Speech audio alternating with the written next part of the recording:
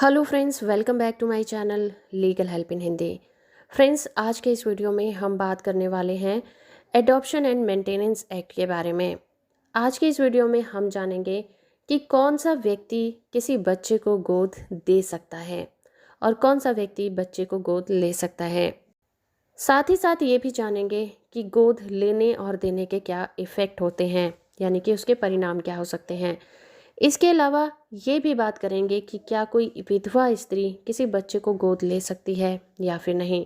तो वीडियो से आखिर तक जुड़े रहिए। वीडियो इन्फॉर्मेशन अच्छी लगे तो आप इस वीडियो को लाइक, शेयर और चैनल को सब्सक्राइब करना बिल्कुल मत भूलिएगा।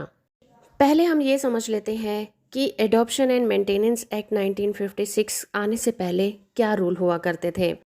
तो इस अधिनियम के पारित होने से पहले कोई भी हिंदू पुरुष जो था, जिसका दिमागी संतुलन सही हो और वो अपनी इच्छा के अनुसार किसी भी बच्चे को गोद ले सकता था। ओल्ड हिंदू लॉ में अगर कोई इंसान किसी लड़की को गोद लेना चाहता तो वो उसे गोद नहीं ले सकता था, क्योंकि ऐसा कोई रूल नहीं था। और अगर किसी व्यक्ति का कोई एक बेटा हो तो वो दूसरे बच्चे को गोद भी नहीं ले सकता था। और अगर किसी व्यक्ति का कोई एक बेटा है तो वो दूसरा बच्चा भी गोद नहीं ले सकता था। इसी तरह से अगर कोई विधवा महिला हो तो वो अपने पति के लिए एक बच्चे को गोद ले सकती थी, लेकिन वो किसी और पुरुष के लिए किसी भी बच्चे को गोद नहीं ले सकती थी। और अविवाहित जो महिलाएं होती थी उन्हें भी बच्चा गोद लेने की परमिशन नहीं थी। नारायण नाना वर्सेस एचसी केस में बॉम्बे हाई कोर्ट ने ये कहा था कि कोई भी पत्नी अपने पति की मर्जी के बिना किसी भी बच्चे को गोद नहीं ले सकती। तो इस तरह से पुराने हिंदू लॉ में सिर्फ शादीशुदा लोग ही बच्चे को गोद ले सकते थे, लड़की को गोद नहीं लिया जा सकता था। और अगर उनकी कोई पहले से संतान है तब भी वो किसी बच्चे को गोद नहीं ले सकते थे। और अगर कोई भी मैरिड वुमेन होती थी तो वो किसी भी बच्चे को गोद नहीं ले सकती थी। सिर्फ पुरुषों को ही बच्चा गोद लेने की इजाज़त थी, चाहे उसमें उनकी पत्नी की सहमति हो या फिर ना हो, वो बच्चे को गोद ले सकते थे। तो इस तरह से दोस्तों, जो ओल्ड हिंदू लॉ था उसमें इस तरह से बच्चे को गोद लिया जाता था। अब बात करते हैं एडॉप्शन एंड मेंटेनेंस एक्ट 1956 नए रूल के बारे में। यहाँ पर सबसे पहले ये समझते हैं कि वो कौन से लोग हैं जो कि किसी बच्चे को गोद दे सकते हैं। मेंटेनेंस एंड एडॉप्शन एक्ट के सेक्शन 9 में ये बताया गया है कि वो कौन से लोग हैं जो किसी बच्चे को गोद दे सकते हैं, जिसमें कि उस बच्चे के पिता, उसकी माँ और उसके लीगल गार्डियन आते हैं। इस तरह से ये तीन ही लोग हैं जो किसी भी बच्चे को किसी दूसरे व्यक्ति को गोद दे सकते हैं। यानी कि अगर हम ये चाहें कि कोई भाई अपने भाई को या बहन अपनी बहन को या भाई को या फिर दादा या दादी अपने पोता या पोती को किसी को गोद नहीं दे सकते, क्योंकि ऐसी एडॉप्शन लीगल नहीं मानी जाएगी। क्योंकि इस तरह, और अगर वो ऐसा करते हैं तो इस तरह की जो एडॉप्शन है वो लीगल नहीं मानी जाएगी। तो चलिए समझते हैं कि एक फादर किस तरह से किसी बच्चे की एडॉप्शन दे सकता है और उसे क्या क्या अधिकार मिले हुए हैं। किसी भी बच्चे को गोद देने के लिए एक फादर के क्या राइट्स हो सकते हैं। सबसे पहली कंडीशन उस पर यह लगाई जाती है कि जो पिता है वो माइनर नहीं होना चाहिए, वो 18 साल से। दूसरी कंडीशन ये कि वो जीवित होना चाहिए, यानी कि वो उसका बायोलॉजिकल फादर होना चाहिए, कोई सौतेला बाप नहीं होना चाहिए।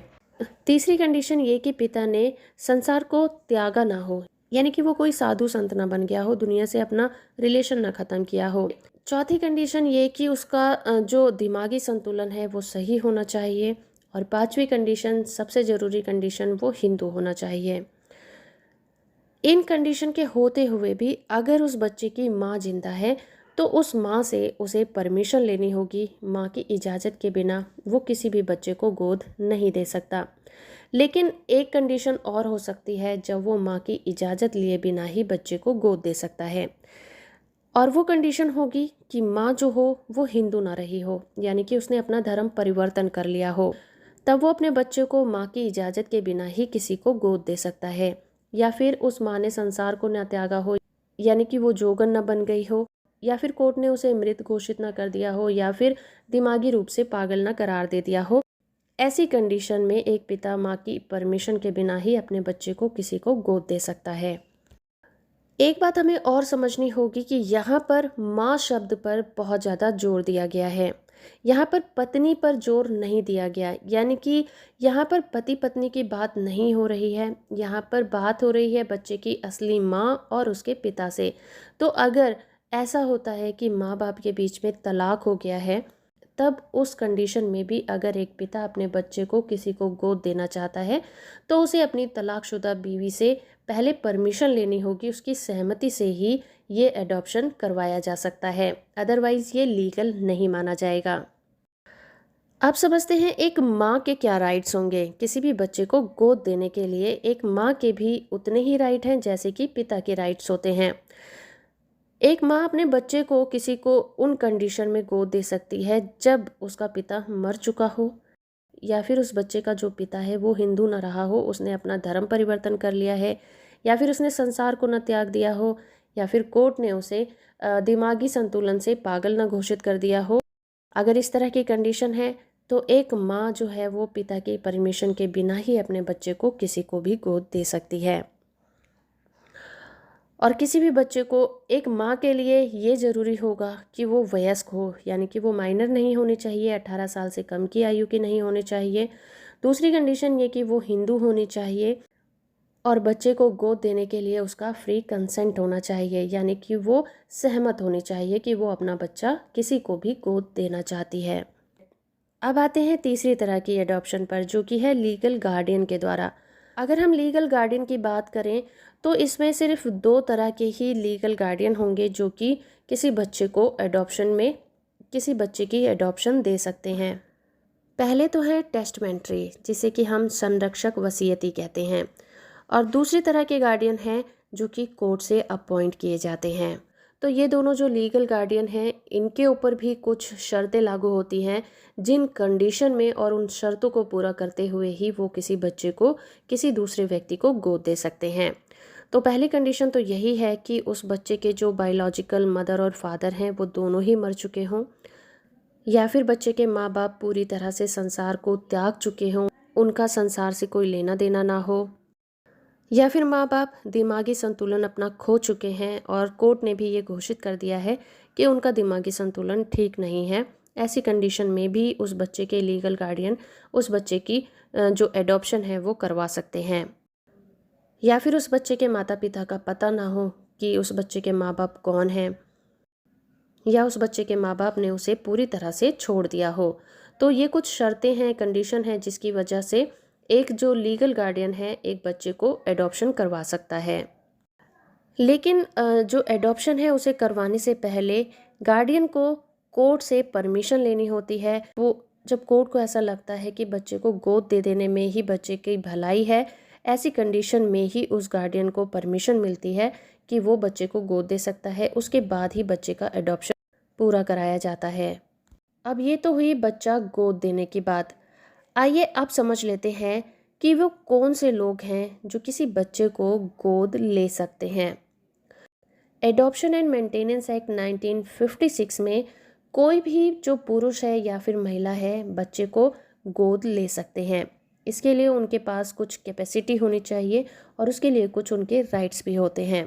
तो सबसे पहले समझते हैं पुरुषों के लिए, जो कि मेल है, वो किस तरह से बच्चे को गोद ले सकते हैं। मेंटेनेंस एंड एडॉप्शन एक्ट के सेक्शन 7 में किसी भी पुरुष के द्वारा एडॉप्शन किन किन शर्तों को पूरा करते हुए लिया जा सकता है इसके बारे में बताया गया है।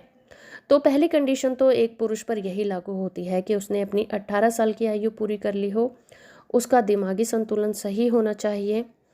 अगर उसकी पत्नी जीवित है तो उसकी पत्नी की उसमें पूरी सहमति होनी चाहिए। अगर उसकी एक से ज़्यादा बीवियां हैं तो सबकी सहमति होनी चाहिए। लेकिन अगर उसकी पत्नी जीवित है मगर वो हिंदू नहीं रही, उसने अपना कन्वर्जन करवा लिया है, संसार को त्याग दिया है, या फिर वो दिमागी संतुलन उसका ठीक नहीं है, तो ऐसी कंडीशन में उसे बीवी से परमिशन लेने की बिल्कुल भी ज़रूरत नहीं होती। वो अकेले ही बच्चे की एडॉप्शन कर सकता है। इसी तरह से जो महिलाएं हैं, जो फीमेल हैं, वो किस तरह से बच्चे को गोद ले सकती हैं, इसके बारे में हमें इसी एक्ट के सेक्शन 8 में बताया गया है।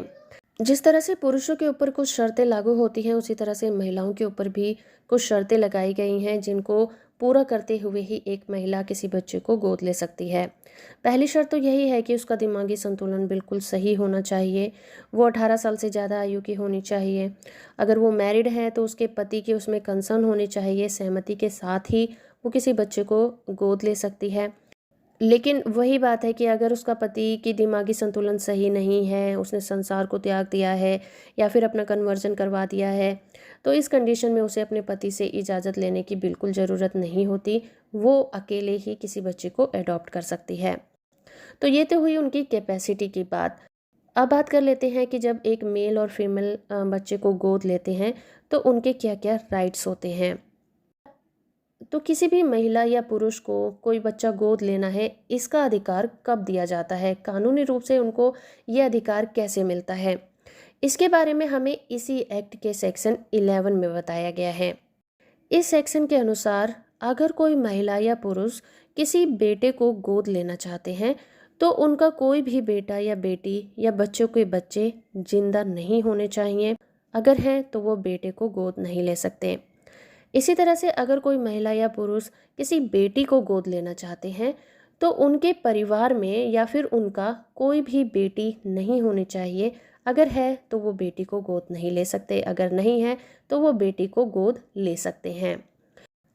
अगर कोई सिंगल पेरेंट है, पुरुष है और वो किसी बेटी को गोद लेना चाहता है तो उस बेटी और उस पिता के बीच के जो एज डिफरेंस होगा वो 21 साल का होना चाहिए।